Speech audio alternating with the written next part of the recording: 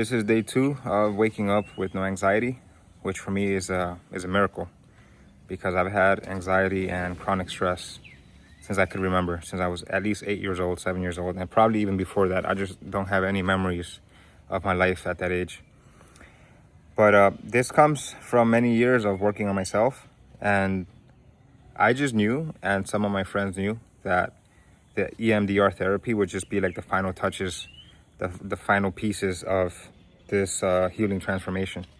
But it started a long time ago. It started in 2017, 18, when I had a supernatural experience, which made me realize that this world is not what we thought. And I just went deeper into myself, into meditation and prayer.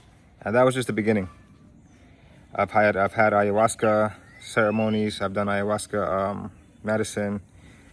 I've done hero doses of mushrooms, 7 gram, 6 gram doses of psychedelic mushrooms, and all for the spiritual experience, not for partying or anything like that. That some people may do these things for. Well, not ayahuasca. Ayahuasca is strictly a spiritual medicine experience, and well, I've tried a few things, and ultimately I learned about Jesus, and I started to understand that what he was talking about was exactly how to escape the matrix. His words are just not taught that way. I have a lot of people that reach out to me and they're like, yeah, I have anxiety too, or they also share with me how, they've had anxiety for a long time. And I just want to say, that your environment has a lot to do with how you feel, with your anxiety state, with your levels of anxiety. For a very long time, I had no idea that I even had anxiety. It's like one of those silent killers. There's no like signal, like you do have, like when you have a car where it tells you, okay, the check engine light is on, or the tire pressures are not balanced. We don't have those signals. We do, but they're more subtle. They come in the form of feelings, emotions, stress, anxiety. And these things whisper to you before they scream. And the problem is that when we live in fast-paced societies, we drown out that noise. We don't pay attention to ourselves. Instead, we are caught up in a lifestyle of work, of friends and parties and alcohol and liquor and lustful things. And these are the things that quiet the pathways of the signals that are trying to tell you that something is wrong. And this is why when I came to this place, to El Salvador, I started to realize, hey, something is wrong with me inside. And like much deeper than I thought, which is why I went to the EMDR therapy at last, because I thought I just needed to change my environment. And I was aware of this even before I left New York, a long time before I left New York. In 2017, 18, when I quit real estate, I just knew that if I kept going down this path, I would just become more sick, because there were people in my industry in their 50s and their 60s, still doing what they were doing, making a lot of money, but their spiritual health and just their physical health, everything overall in general, was not doing so well. So I left, and I thought that just by changing my environment, I would heal naturally. And yes, to a degree, but not fully, not totally. Your environment makes a huge difference.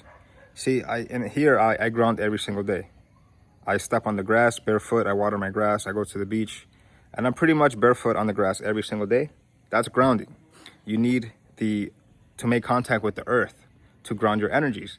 And when people live in New York City, some people never touch the ground with their feet, ever, like the earth.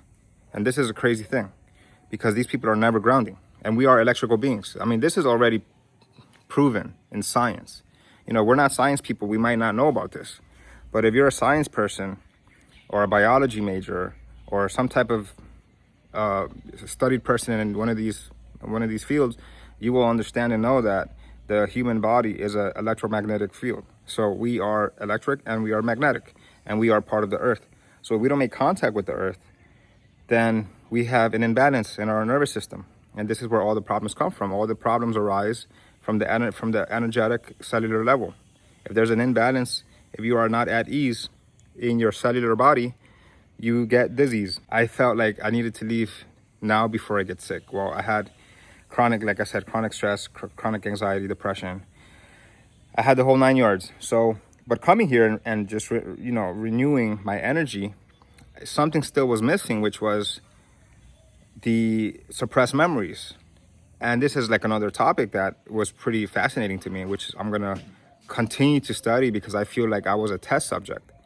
I came here to this earth and I experienced all of these traumas and stresses, and it was for me to understand them firsthand and learn from it. It's like I was the test subject. I was a prototype for how to overcome these things.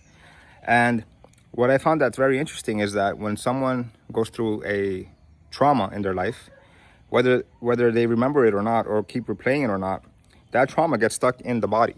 It gets stuck in the fascia, it gets stuck in the muscles, it gets stuck in the tendons and the nervous system. So your body, your posture even, literally comes from your past experiences. So you could have a massive trauma that happens to you when you're 5, 6 years old. You may not remember it, but that moment, that trauma, that history, it gets saved into your body, and now you have these blockages in your body. And this is why I believe that Wilhelm Reich, the student of Sigmund Freud, was arrested, and why his work was all taken away and burned and destroyed. Because William Reich was going into deeper layers of healing.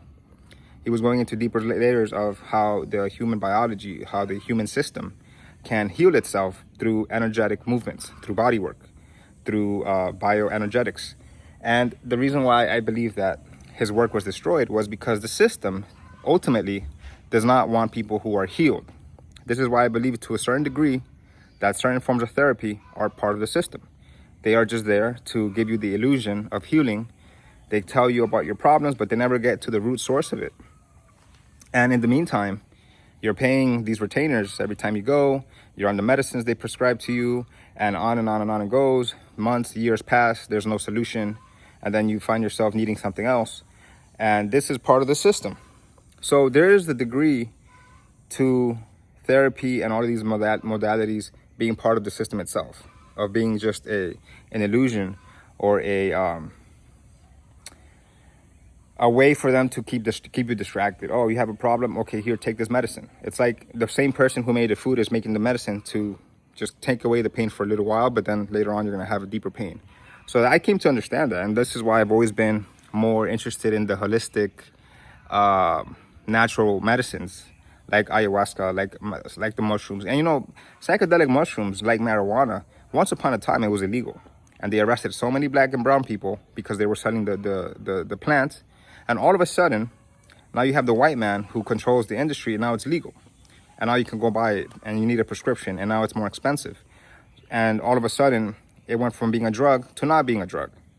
So it's like the same thing is going to happen with the mushrooms, the psychedelic mushrooms. Psychedelic mushrooms can cure people of many, many things. People can microdose on them too. And that has a lot of benefits, which are already proven. But it's still illegal because the system doesn't have control of it. But once it does, they're going to control it. They're going to price it the way they want. And then, on and on it goes.